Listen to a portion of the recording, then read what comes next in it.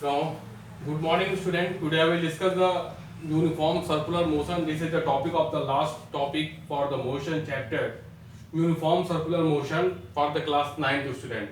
Uniform circular motion क्या होता है? When a body or an object moves in a circular path is called a uniform circular motion. अगर कोई भी object या कोई भी बॉडी अगर वो सर्किल के पाथ में मूव करती है, अगर वो सर्किल के पाथ में मूव करती है, तो हम कहेंगे this body moves in the uniform circular motion, that the body moves in a uniform circular motion. अगर कोई भी बॉडी या कोई भी ऑब्जेक्ट अगर वो सर्किल के पाथ में मोशन कर रही है, सर्किल के पाथ में वो ट्रेवल कर रही है, तब हम कहेंगे कि वो बॉडी जो है वो सर्कुलर मोशन में है, वो सर्किल में मूव कर रही है।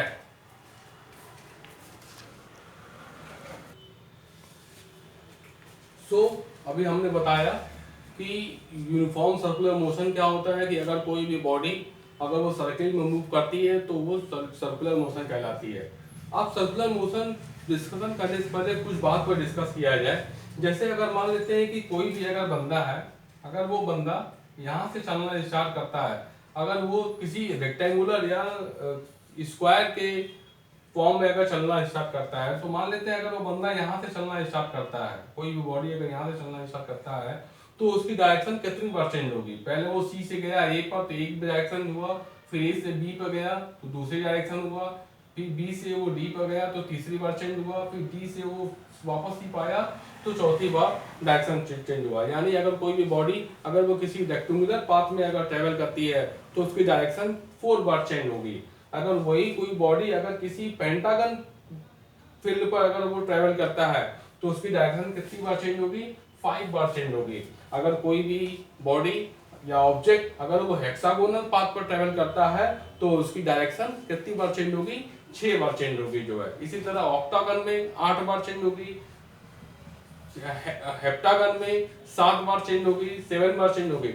लेकिन अगर कोई बॉडी अगर वो सर्कुलर मोशन कर रहा है तो उसकी जो डायरेक्शन होगी वो कॉन्टिन्यूसली जो होती है वो क्या होती है? वो चेंज होती रहती है। यानी अगर कोई बॉडी अगर वो सर्कुलर मोशन ट्रेवल करता है तो उसकी जो डायरेक्शन होगी वो कंटिन्यूअसली चेंज होगी।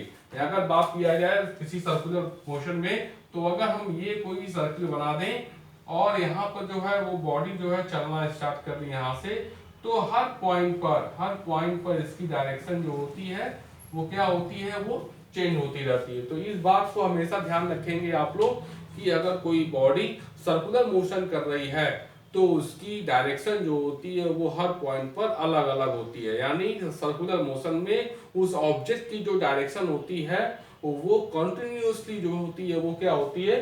वो चेंज होती रहती है। जो है कंटिन्यूअसली उसकी डायरेक्शन क्या होती है? वो चेंज होती रहती है। यही वजह होती है कि सर्कुलर मोशन में हम लोग जो होती हैं, हम लोग कहते हैं उस बॉडी की स्पीड कांस्टेंट है। हम कहेंगे कि उस बॉडी की स्पीड कांस्टेंट है, कभी हम उसकी वेलोसिटी कांस्टेंट की बात नहीं करेंगे। क्यों नहीं करेंगे? क्योंकि वेलोसिटी में क्या होता है? वेलोसिटी में डायरेक्शन जो होती है वो फिक्स्ड होती है। अगर वो बंदा इसकी डायरेक्शन में जा रहा है तो इसकी डायरेक्शन में 5 किलोमीटर पर आवर की वेलोसिटी से जा रही है। लेकिन यूनिफॉर्म सर्कुलर मोशन में हम लोग कभी उसकी डायरेक्शन सर्कुलर मोशन में कभी उसकी डायरेक्शन फिक्स्ड नहीं होती है, जो है फिक्स्ड नहीं होती है। तो सर्कुलर मोशन में उसकी डायरेक्शन फिक्स नहीं होती है, इसीलिए सर्कुलर मोशन में हम ऑब्जेक्ट की वेलोसिटी को कांस्टेंट नहीं कह सकते, हम यहाँ पर उसकी स्पीड को कांस्टेंट कहेंगे। जो है किसी भी सर्कुलर मोशन में हम उसकी स्पीड को कांस्टेंट कहेंगे, वेलोसिटी को कांस्टेंट हम नहीं कहेंगे। जो है बात समझ में आ गई आप लोगों को? ये बहुत इंपॉर्टेंट है।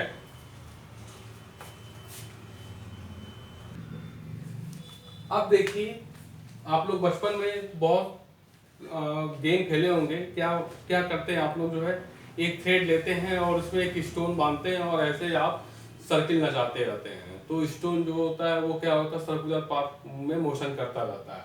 वही हाल यहाँ पर है। अगर हमने एक स्टोन लिया और एक सर्किल बनाई हमने, इस स्टोन की इस पॉइंट पे डायरेक्शन जो होती है वो देखिए इधर है। इसके हमेशा जो है वो टेंडेंशियल रहता है। टेंडेंशियल मतलब जो होती है वो सर्किल को स्पर्श करते हुए निकल जाती है। लेकिन यही स्टोन अगर यहाँ पर पहुंच जाए तो उसकी डायरेक्शन जो है फिर ऐसे हो गई।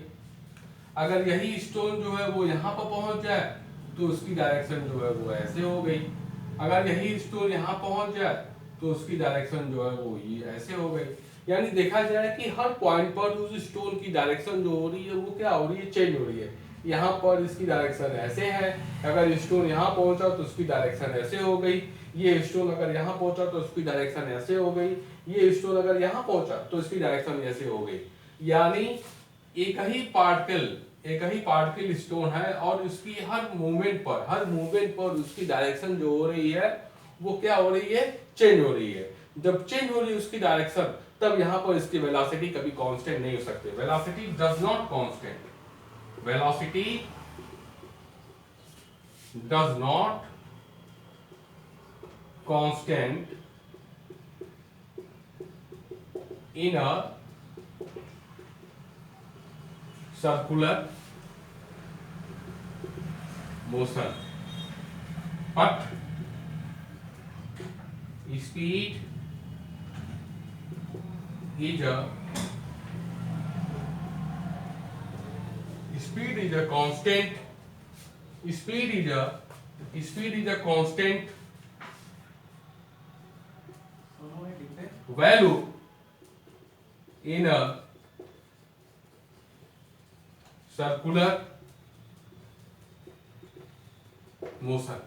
यानी वेलोसिटी, सर्कुलर मोशन में वेलोसिटी जो होती है वो कभी कांस्टेंट नहीं हो सकती है। वेलोसिटी जो होती है कभी सर्कुलर मोशन में वो कभी कांस्टेंट नहीं हो सकती है।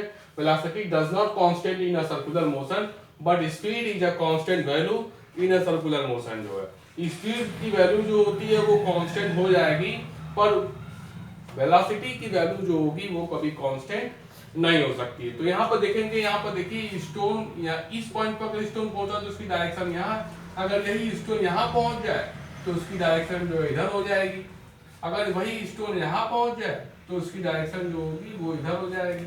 यानी स्टोन की डायरेक्शन जो होती है वो टेंडेंशियल होती है। टेंडेंशियल, अगर सर्किल घूम रही है तो सर्किल को टच करते हुए निकलती है। यानी हर पॉइंट पर जो है इसकी डायरेक्शन जो होती है वो चेंज हो रही है। यानी एक ही ऑब्जेक्ट की अगर वो सर्कुलर मोशन कर रहा है तो हर पॉइंट पर उसकी डायरेक्शन जो हो रही है वो क्या हो रही है, वो चेंज हो रही है। जब उसकी डायरेक्शन जो हो रही है वो चेंज होती है, जब उसकी डायरेक्शन चेंज हो रही है, तब यहाँ पर कहेंगे कि उसकी वेलोसिटी जो होगी वो कभी कांस्टेंट नहीं हो सकती है। तो आप लोग हमेशा ध्यान रखेंगे कि सर्कुलर मोशन में ऑब्जेक्ट की वेलोसिटी कभी भी कांस्टेंट नहीं हो सकती है। हाँ, उसकी स्पीड भले ही कांस्टेंट हो जाए पर उसकी वेलोसिटी कांस्टेंट नहीं हो सकती है, क्योंकि उसकी डायरेक्शन जो होती है वो हर पॉइंट पर क्या हो रही है, चेंज हो रही है। अब इसकी वैल्यू को कैसे कैलकुलेट करते हैं, how to calculate the speed of the uniform circular motion. अगर इसकी वैल्यू को कैलकुलेट किया जाए तो कैसे कैलकुलेट किया जाए, तो इसको जरा सा देख लेते हैं कि अगर इसकी वैल्यू को अगर कैलकुलेट करते हैं तो हम लोग इसकी वैल्यू को कैसे कैलकुलेट कर सकते हैं। तो इसको जो है समझ लीजिए आप लोग। अगर इसकी वैल्यू को कैलकुलेट किया जाए तो देखिए, अगर ये हमने सर्कुलर मोशन बनाया, एक सर्किल बनाई, ये हमने सर्किल बनाई और इस सर्किल का ये इसका सेंटर है और ये इसकी क्या है, रेडियस है। ये इसकी रेडियस। मान लेते हैं कि अगर कोई ऑब्जेक्ट जो है यहाँ से चलना स्टार्ट करता है, सर्कुलर पाथ पर चलना स्टार्ट करता है और एक चक्कर लगाने में, यहाँ से यहाँ तक एक चक्कर लगाने में उसको टाइम कितना लगता है, t। तो यहाँ पर हम लिख सकते हैं suppose that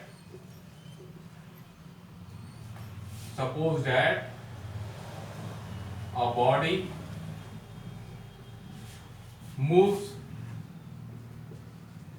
in a circular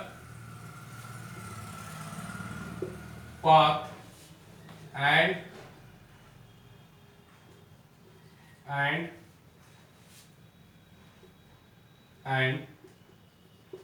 when a body complete one revolution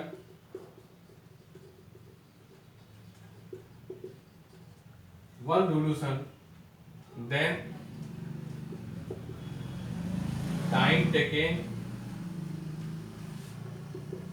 is capital T. Suppose that a body moves in a circular path and when a body complete one revolution, the time taken is T, यानी अगर body को एक चक्कर लगाने में कितना time लग रहा है, टी लग रहा है, टी लगा इसको time. Suppose that let the speed of the body is v। Suppose करते हैं कि उस बॉडी की जो स्पीड है वो क्या है, v है, उस बॉडी की जो स्पीड है v है। तब we know that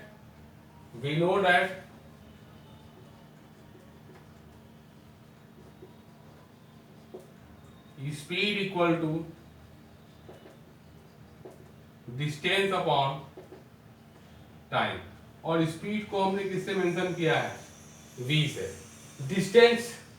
डिस्टेंस क्या होता है, डिस्टेंस देख लेते हैं। अगर ये बॉडी यहाँ से यहाँ तक चक्कर लगाया है तो चक्कर लगाने पर क्या होगा, डिस्टेंस अगर इसको कैलकुलेट करना हो तो कैसे कैलकुलेट करेंगे, that is the circumference of the circle. तो डिस्टेंस की जगह क्या लिख देंगे,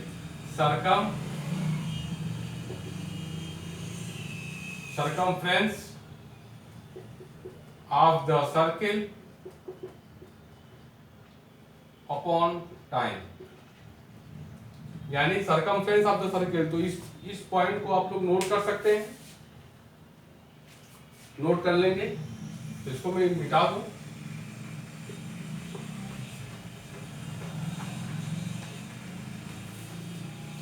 तो स्पीड को अगर हम v से डिनोट करें तो v equal to distance upon time. तो डिस्टेंस यहाँ पर क्या है, डिस्टेंस क्या है, ये बॉडी यहाँ से चलना स्टार्ट की और यहाँ से घूम के आई, तो circumference of the circle, that is the circumference of the circle upon time, that is v equal to. Circumference निकालने का तरीका, सर्किल का रेडियस आपको मालूम है r है, तो सर्कमफ्रेंस कितना हो जाएगा 2 पाई r, और टाइम कितना लगा है उसको t, तो स्पीड निकल आती है 2 पाई r upon t। Circumference of the circle that is 2 pi r, तो 2 पाई r अपॉन t मीटर पर सेकेंड, दैट इज यूनिट। तो सर्कुलर मोशन में क्या होता है, स्पीड जो होती है वो कांस्टेंट होती है, कभी वेलोसिटी जो होगी वो कभी कांस्टेंट नहीं हो सकती है। तो आज के लिए हम लोग इतना बहुत है। Thank you very much.